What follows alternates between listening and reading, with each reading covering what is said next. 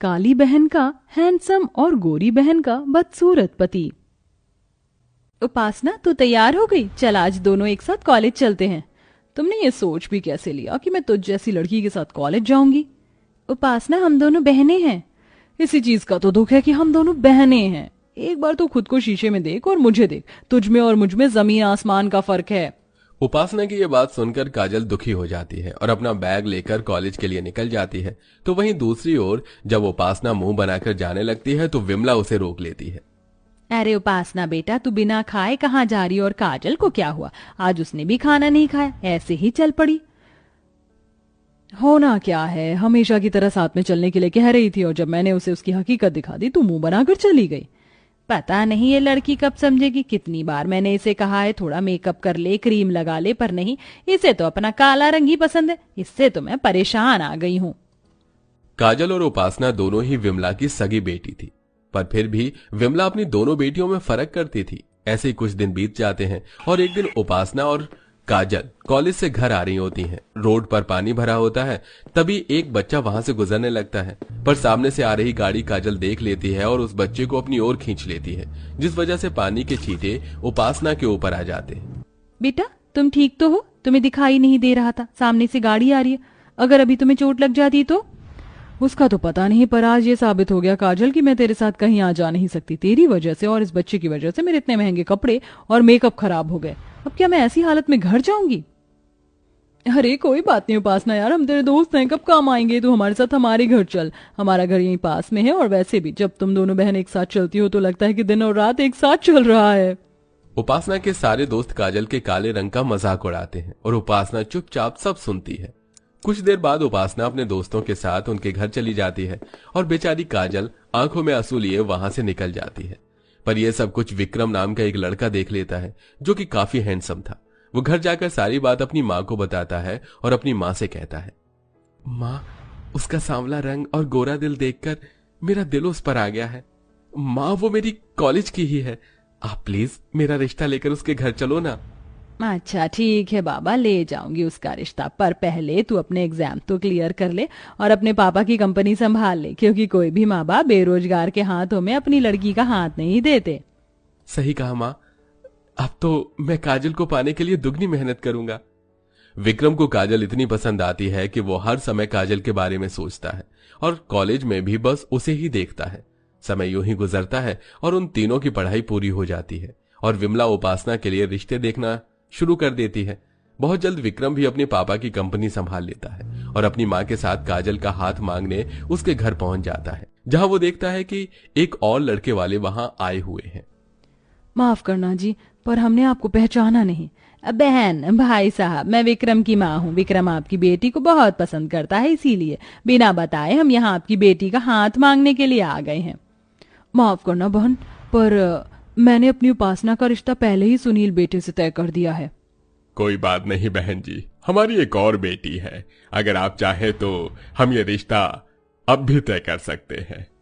भाई साहब, आपको शायद कोई गलतफहमी हो रही है। हम यहाँ उपासना के लिए नहीं बल्कि काजल का हाथ मांगने के लिए ही आए हैं। क्या काजल का? अरे काजल का रिश्ता सुनकर आप क्यों इतना खुश हो रहे हैं? देखा है आपने लड़के को? कहाँ लड़का इतना स्मार्ट और कहाँ हमारी काजल। कोई मेल नहीं है इन दोनों का। अगर कल को हमारी बेटी को कोई दुख उठाना पड़ा तो माफ करना बहन, आप चले जाइए, हमें कोई रिश्ता नहीं करना। आंटी जी, मैं आपसे वादा करता हूँ, मैं कभी भी काजल की आंखों में आंसू नहीं आने दूंगा।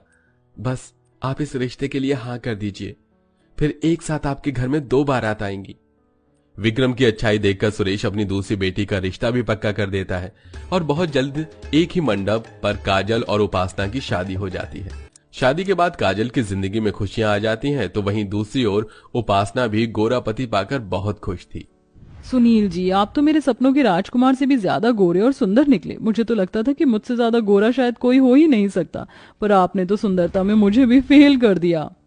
उपासना, ये लो तुम्हारा नजरिया है, इसलिए मैं तुम्हें सुंदर दिखता हूँ, वरना हर कोई बस मेरा मजाक ही बनाता रहा है। लोगों के ताने और उनके मजाक सुनकर मैंने फैसला किया कि मैं खुद को बदल दूंगा, और मैंने खुद को बदल दिया। लोगों की बातों पर ध्यान मत दो, आप बहुत सुंदर हैं। अच्छा वैसे आप मुझे हनीमून पर कहाँ ले जा रहे हो?